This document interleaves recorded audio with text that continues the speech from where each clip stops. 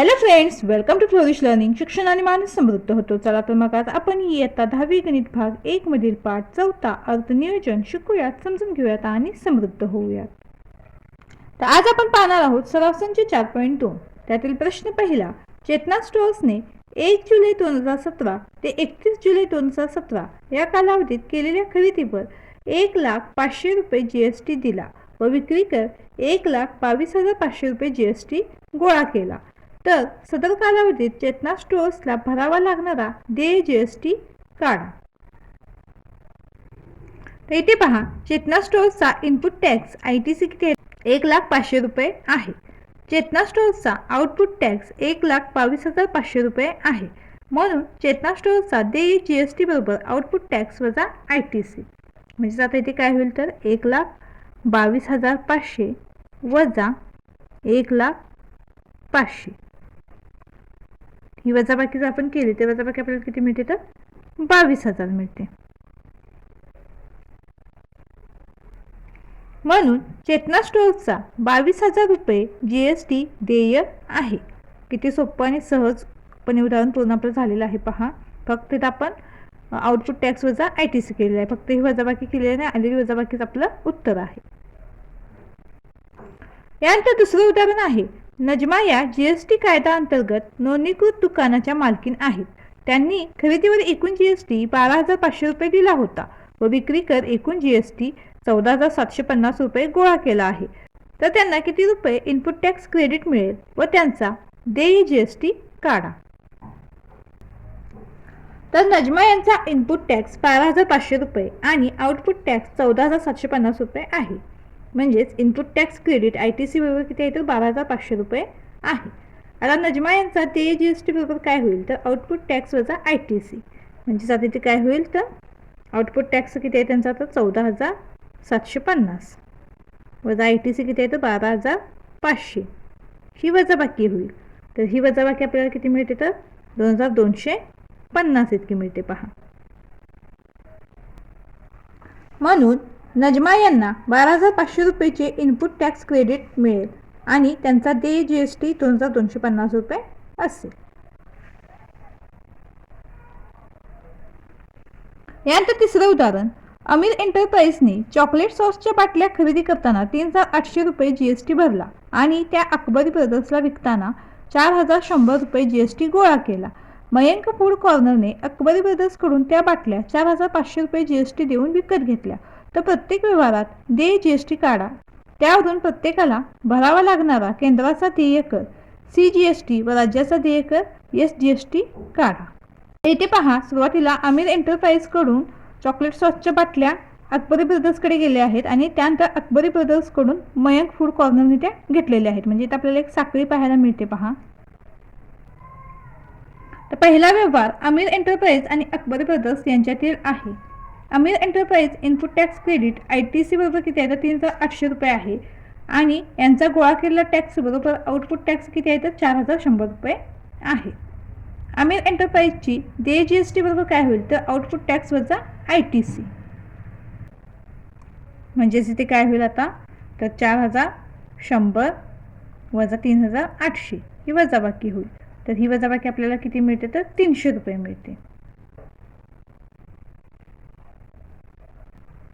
तर देय जीएसटी 300 रुपये आपल्याला तर मिळालेली आहे. आता अमीर एंटरप्राइजला भरावा लागणारा केंद्राचा देय कर बरोबर CGST बरोबर काय होईल तर 300 भागिले 2 होईल. आणि CGST आणि SGST काढत असताना आपण काय करतो तर GST भागिले 2 करतो. मग GST किती आहे 300, म्हणून 300 भागिले 2 करूयात आपण.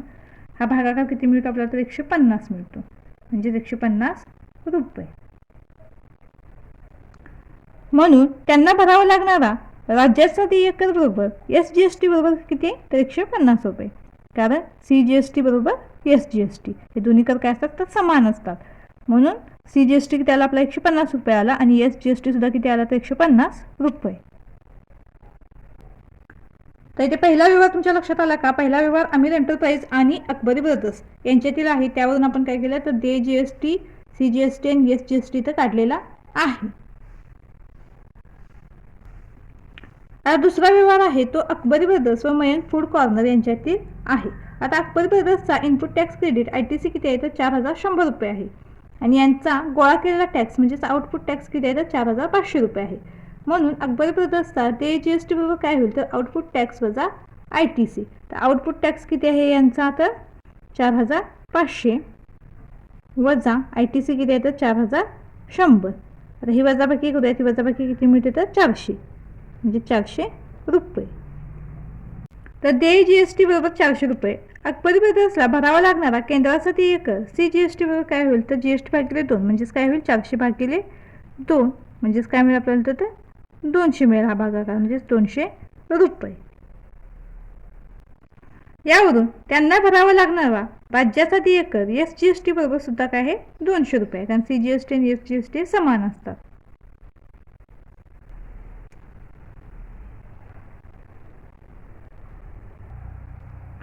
म्हणून आमिर एंटरप्राइजचा देय GST 300 रुपये, त्यातील केंद्राचा देय कर 150 रुपये व राज्याचा देय कर 150 रुपये.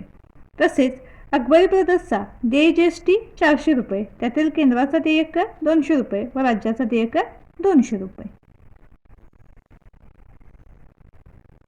यानंतर चौथं उदाहरण. चंदीगड हे संघराज्य आहे. येथील मलिक गॅस एजन्सीने काही गॅस टाक्या 24,500 रुपयांना खरेदी केल्या व तेथील ग्राहकांना 26,500 रुपयांना विकल्या. या व्यवहारात 5% दराने देय असलेला एकूण GST काढा व त्यावरून केंद्राचा देय कर CGST व संघराज्याचा देय कर UTGST काढा. संघराज्यात SGST ऐवजी UTGST असतो. तर मलिक गॅस एजन्सीने केलेली खरेदी 24,500 रुपये, त्यावर त्यांनी 5% दराने GST भरला.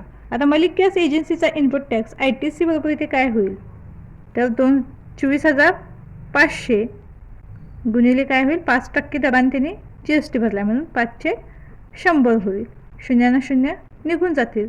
245 गुणिले 5 हा गुणाकार होईल. तर हा गुणाकार किती मिळतो आपल्याला तर 1,225 इतका मिळतो, म्हणजेच 1,225 रुपये. जे ITC किती आला आपला तर 1,225 रुपये. तर इनपुट टॅक्स ITC बरोबर 1,225 रुपये मिळालेला आहे. आता मलिक गॅस एजन्सीने 26,500 रुपयांची विक्री केली. या विक्रीवर एजन्सीने 5% दराने GST गोळा केला. आता एजन्सीचा आउटपुट टॅक्स काढूयात. तर इथे काय होईल तर 26,500 गुणिले 5% म्हणजेच 5/100. 0 ना 0 निघून जातील आणि 265 गुणिले 5 हा गुणाकार होईल. हा गुणाकार किती मिळतो तर 1,325 म्हणजेच 1,325 रुपये. तर एजन्सीचा देय GST बरोबर काय होईल तर आउटपुट टॅक्स वजा ITC. आउटपुट टॅक्स किती मिळाला आपल्याला तर 1,325 वजा ITC किती मिळाला तर 1,225. त्यांची वजाबाकी करूया. ती वजाबाकी आपल्याला किती मिळते तर 100 मिळते, म्हणजे 100 रुपये.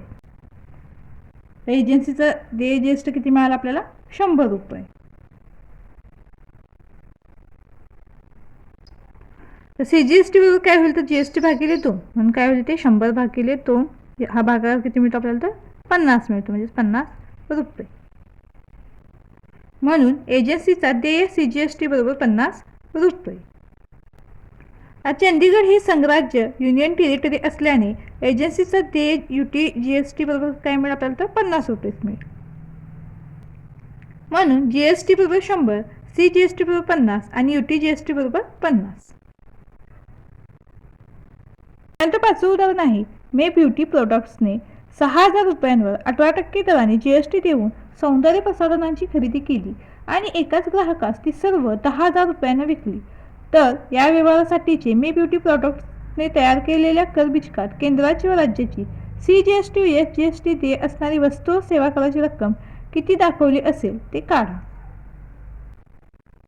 मे ब्युटी प्रॉडक्ट्सने 18% दराने 6,000 रुपयांची खरेदी केली. प्रॉडक्ट्सचा इनपुट टॅक्स ITC बरोबर काय होईल आता इथे तर 6,000 गुणिले 18% म्हणजेच 18/100. या 0 ला 0 निघून जातील आणि 60 गुणिले 18 हा गुणाकार होईल. तर हा गुणाकार होईल 18 संग 108 आणि हा 0 पुन्हा आहे तसा, म्हणजेच 1,080. म्हणजे ITC किती मिळाला आपल्याला 1,080 रुपये. तर मे ब्युटी प्रॉडक्ट्स यांनी 10,000 रुपयांची विक्री केली, म्हणून त्यांनी गोळा केलेला कर बरोबर आउटपुट टॅक्स बरोबर इथे काय होईल तर 10,000 गुणिले 18% म्हणजेच 18/100. याचे सुद्धा 2 शून्य आणि 2 शून्य निघून जातील आणि 100 गुणिले 18 हा गुणाकार होईल. तर हा गुणाकार किती मिळतो आपल्याला? तर 18 एके 18 आणि 2 शून्य पूर्ण आहेत तशा, म्हणजेच 1800 रुपये. आउटपुट टॅक्स किती मिळाला? 1800 रुपये. मे ब्युटी प्रॉडक्ट्सचा देय GST बरोबर काय होईल? तर आउटपुट टॅक्स वजा ITC. आउटपुट टॅक्स किती आहे त्यांचा? तर 1800 वजा ITC किती आहे? तर 1080. यांची वजाबाकी करूयात. ही वजाबाकी आपल्याला किती मिळते? तर 720, म्हणजे 720 रुपये. GST किती मिळाला आपल्याला इथे? तर 720 रुपये.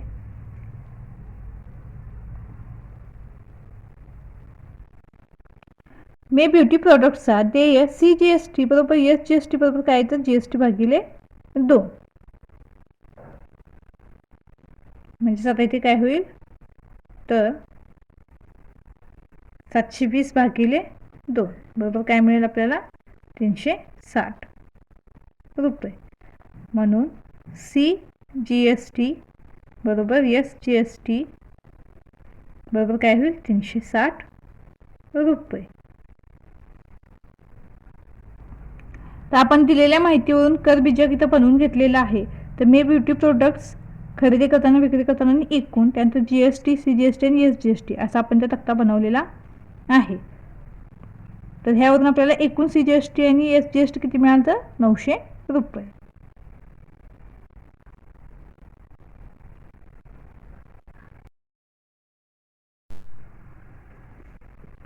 यानंतर 6वा प्रश्न. खाली दिलेल्या माहितीवरून दुकानदार ते ग्राहक B2C म्हणजे बिझनेस टू कन्झ्युमर यासाठी कर बीजक टॅक्स इनव्हॉइस तयार करा.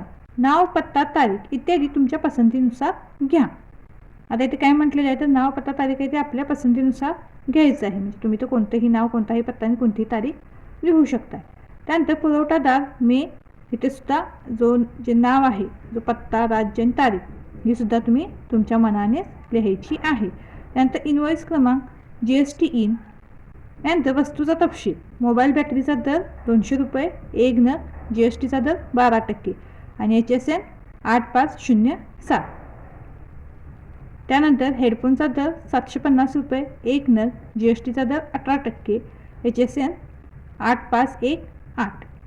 आता इथे पहा, ज्या वस्तू दिलेल्या आहेत ती मोबाईलची बॅटरी आहे आणि हेडफोन आहे, म्हणजेच हे इलेक्ट्रॉनिक्सचं दुकान आहे. म्हणजे इथं आपण त्या दुकानचं नाव लिहिताना तिथं इलेक्ट्रॉनिक्सचा उच्चार केला पाहिजे.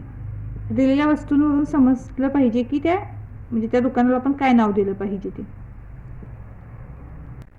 तर इथे आपण टॅक्स इनव्हॉइसचा तक्ता तयार केलेला आहे. पुरवठादारमध्ये इथे मी चेतना इलेक्ट्रॉनिक्स असं नाव दिलेलं आहे. तर तुम्ही कोणतंही नाव देऊ शकताय, तुम्ही स्वतःचं इथं नाव दिलं तरी चालेल. त्यानंतर पत्ता विजयनगर, सांगली 416416, राज्य महाराष्ट्र. तर त्यांनी जे विचारलं होतं ते आपण इथे लिहिलेलं आहे. त्यानंतर दिनांक लिहिलेला आहे 10/8/2026. त्यानंतर इनव्हॉइस नंबर, GST, आता इथे जो नंबर आहे ते GST 107 लिहिलेला आहे. तर हा 107 जो आहे तो तुम्ही इथं कोणताही नंबर लिहिलात तरी चालेल, काहीही लिहू शकताय. फक्त 007 लिहिलं तरी चालेल, 100 लिहिलं तरी चालेल, काहीही लिहू शकताय तुम्ही इथे. त्यानंतर इथे GST इन नंबर लिहिलेला आहे आपण. तर सुरुवातीला हे 27 आहे ते कंपल्सरी येणार. काय येणार? तर 27 हा काय आहे? 27 हा महाराष्ट्राचा संकेत अंक आहे, त्यामुळे आपण तर राज्य महाराष्ट्र लिहिले, त्यामुळे हा 27 इथे कंपल्सरी येणार. त्या महाराष्ट्राचा सांकेतिक अंक काय आहे? 27 आहे. त्यानंतर इथे पुढची जी 10 हे आहेत अंक आणि नंबर मिळून जे 10 डिजिट इथे बनतात, तर हे काय आहे? तर ते आपले पॅन कार्डचा नंबर असतो.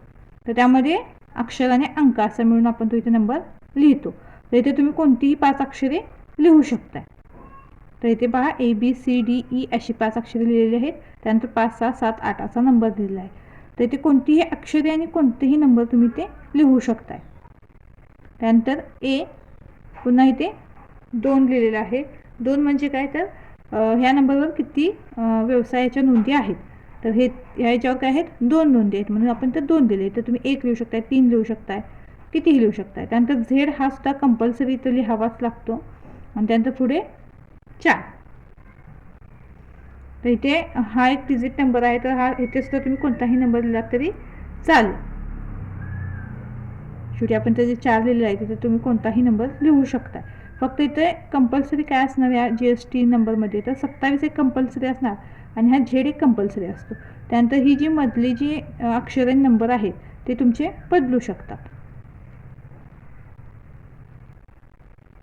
तर दिलेल्या माहितीवरून आपण एक तक्ता बनवलेला आहे पहा. इथे SR नंबर, त्यानंतर HSN कोड, त्यानंतर name of product, rate, quantity, taxable amount, CGST, SGST, त्यामध्ये रेट आणि टॅक्स आणि टोटल. तर पहिला HSN कोड काय आहे तर 8507, मोबाईल बॅटरी 200 रुपये प्रतिनग, क्वांटिटी 1 आहे, टॅक्सेबल अमाऊंट काय आहे तर 200 रुपये आहे, रेट किती आहे CGSTचा 6%. मग 200चे 6% जर आपण केले तर काय होईल 12 मिळतं पहा, म्हणून टॅक्स 12 रुपये. आणि SGST सुद्धा काय आहे तर 6%च होईल. तर पुन्हा 200चे 6% केले तर 12 मिळतं आपल्याला. आणि पुन्हा काय होईल हे 200 अधिक 12 अधिक 12 ही बेरीज केली म्हणजेच हे 12 आणि 12 24 आणि 200 अधिक 24 ही बेरीज काय मिळते तर 224 मिळते. म्हणजे टोटल काय आलं आपलं 224 आलं. यानंतर SR नंबर 2, तर HSN कोड काय आहे तर 8518, नेम ऑफ प्रोडक्ट काय आहे तर हेडफोन आहे, रेट किती आहे तर 750 रुपये प्रति नग, क्वांटिटी 1, टॅक्सेबल अमाऊंट किती आहे तर 750 रुपये.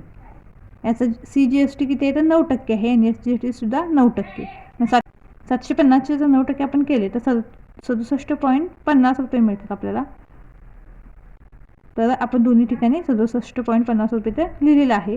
पुन्हा 750 अधिक 67.50 अधिक 67.50 ही जर बेरीज केली तर ही 885 रुपये मिळते. त्यानंतर एकूणमध्ये आपण हे 12 आणि 67.50 यांची बेरीज केलेली आहे. तर ती बेरीज किती मिळाली आपल्याला 49, हे बेरीज किती मिळाली आपल्याला 79.50.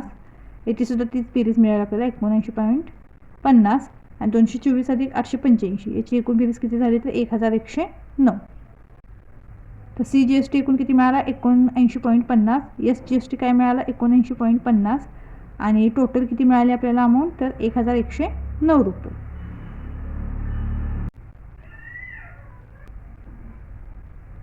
तुम्ही सर नोटबुकमध्ये लिहित असताना अशा पद्धतीने लिहून घेऊ शकता.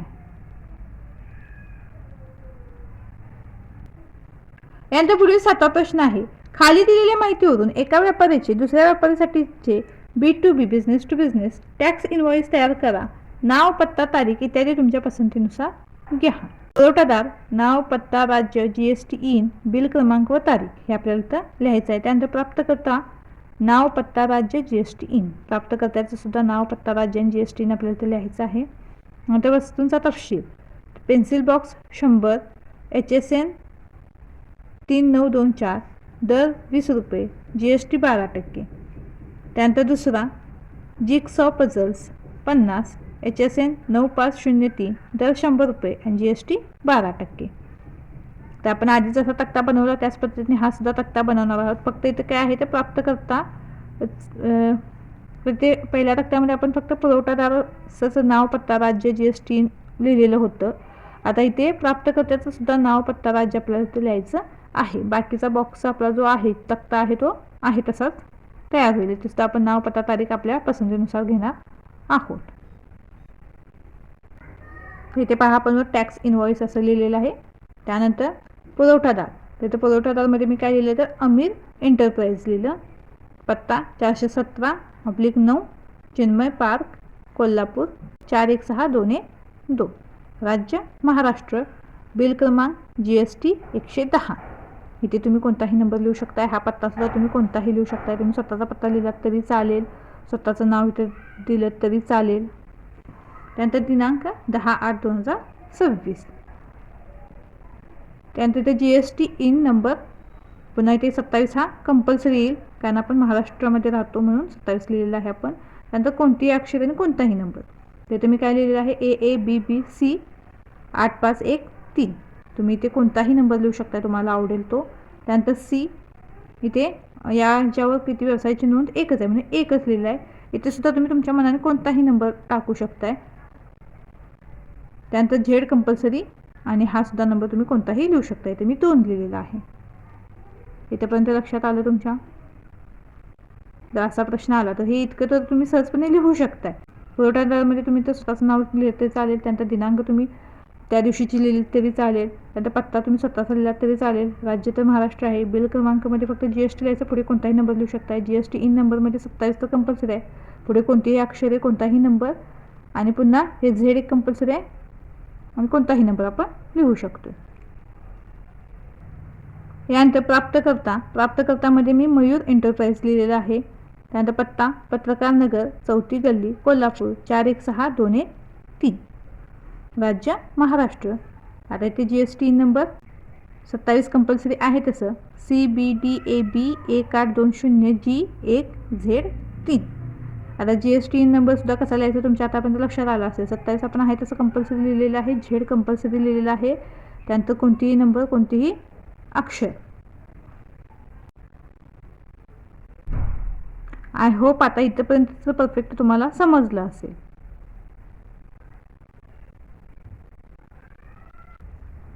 तर दिलेल्या माहितीवरून आपण ते तक्ता बनवून घेतलेला आहे. पहिल्या कॉलममध्ये काय आपला तर वस्तूंचा तपशील, त्यानंतर HSN कोड, नग, दर आणि एकूण.